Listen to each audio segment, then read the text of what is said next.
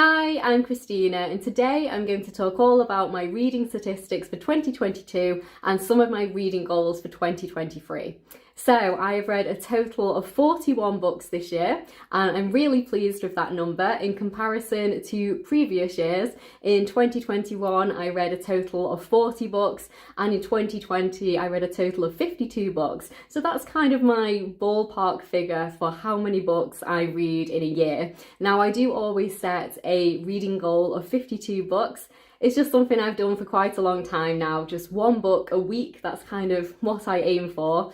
And that is the reading goal that I'm going to be setting for 2023 as well, even though I haven't hit that since 2020. I don't care at all. I'm not that bothered if I actually hit it. That's just kind of the goal I want to put in for the Goodreads challenge. So that's what that one is. So now let's dive into the genres. So I am going to be looking down because I have some notes here with my percentages. So my main genre this year was mystery, and that is actually very surprising to me. I genuinely didn't think that was going to be my most read genre of the year. So in comparison to previous years, in 2021 my most read genre was thriller, and in 2020 my most read genre was also thriller. So this is the first time in 3 years that it's been anything but thrillers.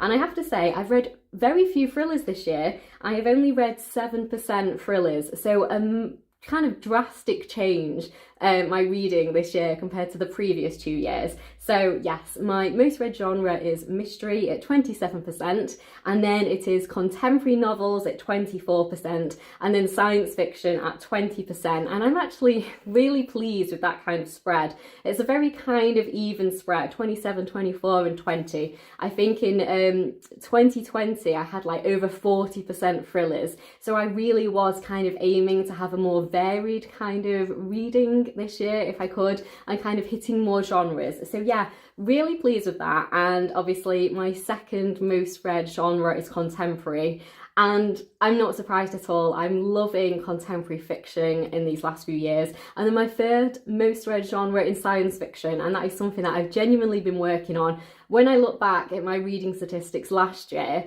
I saw that most of the books I absolutely loved were science fiction, and yet I hadn't read very much of it. So this year, I really wanted to focus on reading more science fiction, and that's definitely a goal I want to take into 2023. So yeah, it'd be very interesting to see if mystery is going to be the highest genre next year as well. Like I say, thriller's been knocked off the top spot for the first time in years, and I am pleased with that. I wasn't enjoying as many of the thrillers as I've been reading, and I definitely wanted to just kind of read a more kind of variety of different genres. So yeah, I'll just keep going down. So in fourth place, it's historical fiction in 12%, and then thriller was 7%, and then I have a little bit of horror, a little bit of romance, and a little bit of fantasy. So yeah, really pleased with that. I'm really interested that historical fiction is fourth over thriller in fifth place, because historical fiction is such a new to me genre. I only really started delving into it last year in 2021. So yeah, I thought that was really interesting. I'm so pleased that science fiction is third. Hopefully I can bump it up to like second place next year, because again, reflecting on my reading for this year in 2022, most of my absolute favourite books are science fiction. So I definitely want to kind of move my reading into that kind of genre. So yeah, main three genres: mystery, contemporary, science fiction. Very interesting. Not quite sure what I would have said, but it wouldn't have been that. So now let's have a little look at the year of publication. So the majority of my books were published in 2021, with a massive 49% of the books I read this year published in 2021. And I think it makes sense that the majority of my reading is going to come from the previous year, because that's probably the ones I was most excited to read then, kind of looking at the Goodreads Choice Awards, looking at the Women's Prize for Fiction nominees, looking at some other kind of prize nominees, and also the ones that I've probably acquired on my TBR. So that makes a lot of sense. And then the second most read for year of publication is this current year in 2022. 27% of the books I've read have been published in 2022 and are obviously new releases. So yeah, I'm really pleased that I am, generally speaking, reading newer books, those published in the current year and the previous year. That's literally over 75% of the books have been published in the current year and the previous year. So yeah, really pleased with that. That that is what I want to focus my reading on, the newer books that I'm really excited to read. So yeah, happy with that. And then I have 7% from 2020, 5% from 2019, 5% from 2018, and then I have the range is from 2013. So I've been reading all books published between 2013 and 2022, so around a decade or so, and with the vast majority being published in 2022 and 2021. So yeah, no surprises there, I don't think, and I am pleased. I am actually very pleased that over 25%, so over a quarter of my reading this year, was new releases, books published in 2022. So yeah, very pleased with that one. So let's have a look at the next statistic I've tracked, and that is audience. So this is definitely not surprising at all.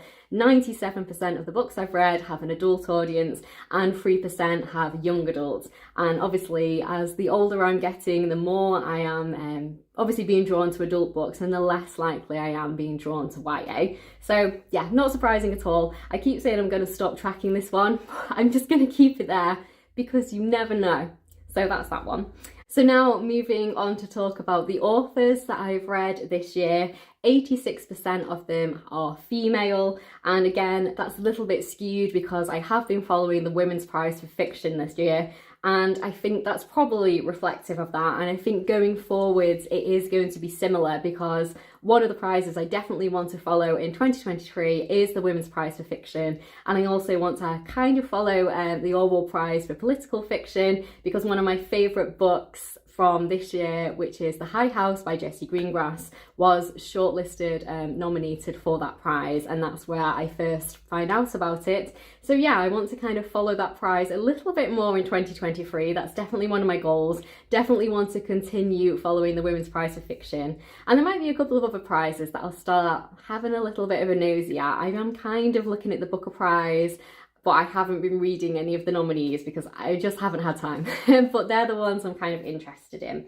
So now also looking at the author, I'm going to look at the nationality of the author. Now, I don't think there's any surprises here, as in the majority of my reading is by British authors and American authors, but it's definitely something I want to work on to see if I can try and hit more places in the world, that's my aim. So having a little look, it is 44% British authors, and then 37% American authors, and then 7% Australian authors. I think that is the first time that Australian authors has been in the top 3. Normally, like from the last 2 years, it's been Irish authors. So that's very interesting. So yeah, still always British is the first one and American is always the second one, but I thought it's very interesting that Australian authors are my third one. So let's have a look where else I have read books from. So I've read from authors from New Zealand, Egypt, South Korea, Turkey, China and Indonesia. I think last year in 2021 I did a little bit better than that. I had a much better spread of the globe. I'm still quite pleased with that. I think that is mainly because I've tried to focus on books on my TBR in the last few months, and I think the majority of those, well not actually, I'm looking at a lot of them because I've filmed that one recently. Not all of them are, but a majority are probably still British and American authors. But it is always nice to see that I am trying to read more globally if I can. So yeah, interesting that I've read some, I think some books from places I haven't really read before, like Turkey and Egypt and Indonesia. So really happy that I'm reading some books from different places. So now some things that I've tracked for the first time in 2022 is about the books themselves, in terms of whether the author is by a new to me author or a kind of author that I've read from previously, just because I thought it'd be interesting to see what kind of books am I picking up in terms of the author. So new to me is 56% of my reading, and I'm really pleased with that. That means the majority of my reading is by authors that are brand new to me and I have never read by before. So I'm really pleased with that, and that obviously means that the other 44% of my reading is by authors that I have read before. So I'm quite pleased with that split. It's a pretty even split between the two. But I am pleased that new to me authors is just kind of slightly slightly won that one. And that's definitely a trend I want to continue into 2023 if I can. I do still want to read books by authors that I've read before and I've loved before, but I would really like to focus on reading more books from authors that I've never read from before, just brand new to me authors. That's what I would like to focus on.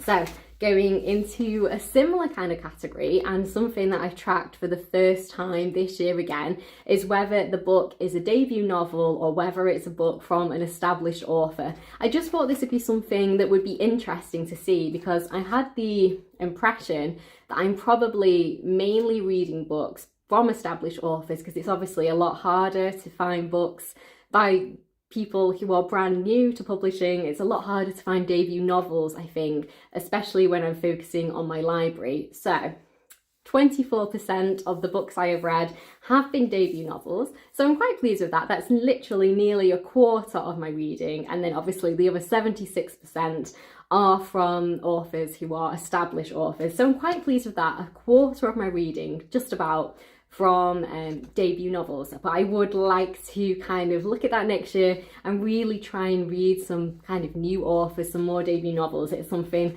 I would really like to focus on going forwards. So the next one I wanted to look at is whether a book is a part of a series or whether it is a standalone novel, and I thought, I generally read standalone novels, but I thought it'd be interesting to just track this and see. So yes, 88% of my reading are standalone novels, and the other 12% are books that are part of a series. And I have to say that's higher than I thought it would be, 10%.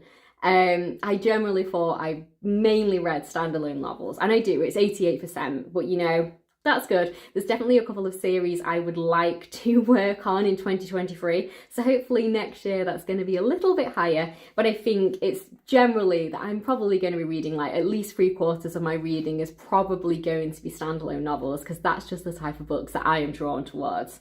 So the next one I tracked was LGBTQ plus representation in the books. Now, I haven't been tracking the authors themselves, because I know that's the kind of information that not everyone wants to put out into the world. So I have been tracking the representation within the actual stories in the books. So only 20% of the books I've read have had that kind of representation, and I would like that to be a little bit higher, obviously, if 80% doesn't. But I do think that's a difficult thing to actually know before you actually pick up a book. Obviously, when I'm just picking books from my library and picking books in general, it's hard to know if that's going to be inside the book or not. But I thought it was something I wanted to look at, just to see if that's something I can work on in the coming years. So yeah, 20% of the books, and I have to say some of my absolute favourites have had really, really good LGBTQ plus representation, which I'm going to do a best books of the year video. I actually didn't do that in 2021 because it felt a little bit overwhelming, but I'm definitely doing it this year. So yeah, the last few things that I have tracked, and this is something new that I've started tracking this year, is whether any of the books have kind of been shortlisted or longlisted for any prizes, because I've known when I'm trying to look back at previous years, in the current year, it's very kind of easy for me to remember which ones I've read because of a prize, and then when I'm looking back a couple of years later, it's not so easy to remember. So I thought this is something I'd like to start tracking. So the prizes I've kind of been following this year are mainly the Women's Prize for Fiction, and then a little bit the Orwell Prize for Political Fiction. I've only actually read one of the books that was on the kind of shortlist, but there was definitely a few more on my TBR, and I just didn't have the time because it's been a busy few months. But I definitely would like to go back and read some more of the books from the Orwell Prize for Political Fiction, because like I said before, one of my absolute favourite books of the year, possibly one of my absolute favourite, we'll see, I haven't quite decided, was from that prize. So yes, I had a little look, and 17% of my reading has been associated with a prize, so that's almost a fifth of my reading, which I think is very interesting. Obviously the vast majority, over 83%, you know, not prize winning, prize nominating books, but I wanted to see which ones were associated with prizes, and yeah, 17%. I thought that was an interesting statistic, so I'm definitely going to continue tracking that one in the future. So finally, my last statistic, and I always think this one is the most interesting and the most exciting, and that is tracking your star ratings. So I'm really pleased to see that my main rating this year was a 5-star. 37% of the books I've read this year I gave 5-star, and I think the reason for this is over the years I have become much better at DNFing books that I'm not enjoying, so much so that I haven't rated anything less than a 2-star this year, but I've had quite a few DNFs.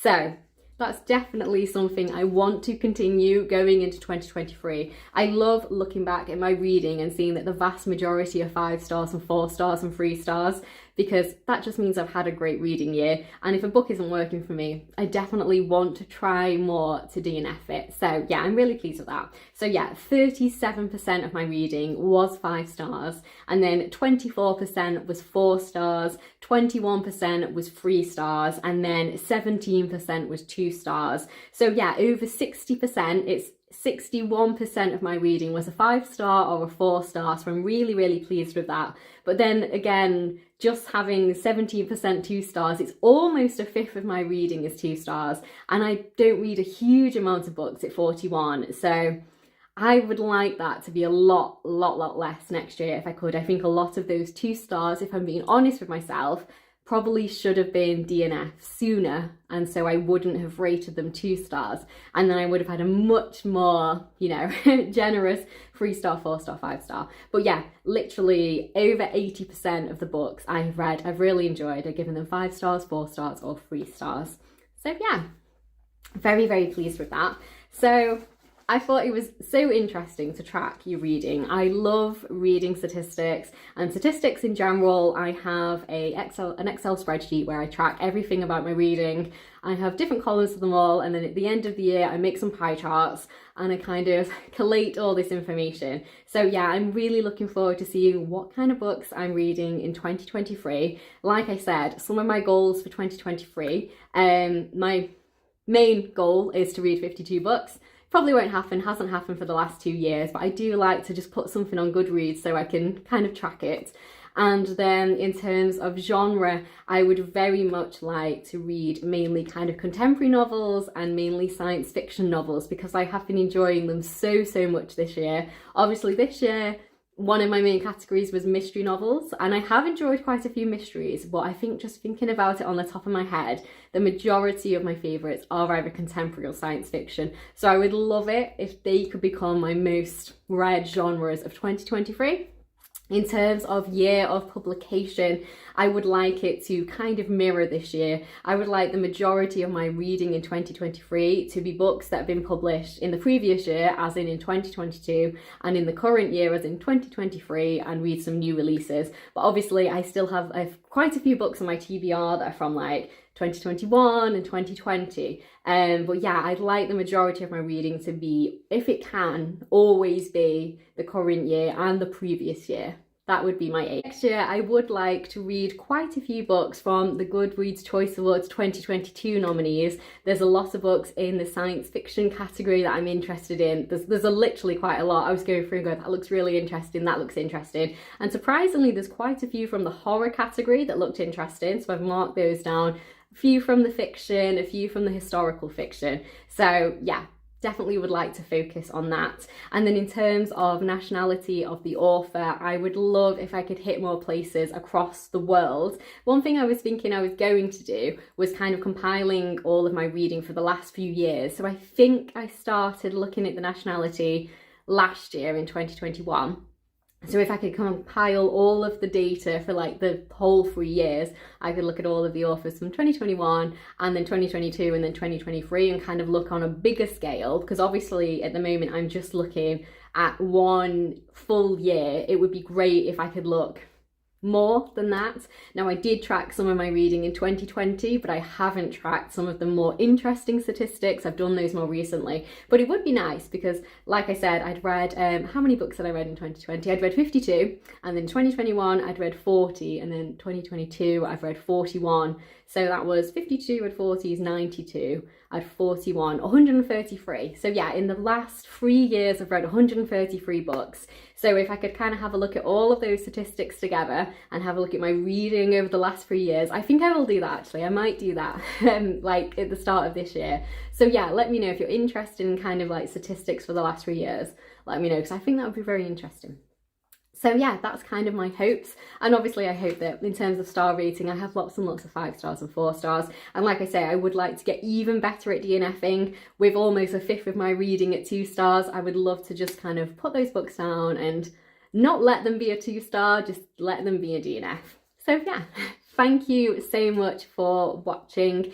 Please do like the video if you've liked it, and please do subscribe if you'd like to hear more of me talking about books. Now, in terms of your reading statistics for 2022, I would love to know whatever you'd like to tell me. If you do track your reading, do you know what is your most popular genre? Do you know how many 5 stars you're giving? I would love to chat to you down in the comments. All right then, I'll see you in my next one. Bye.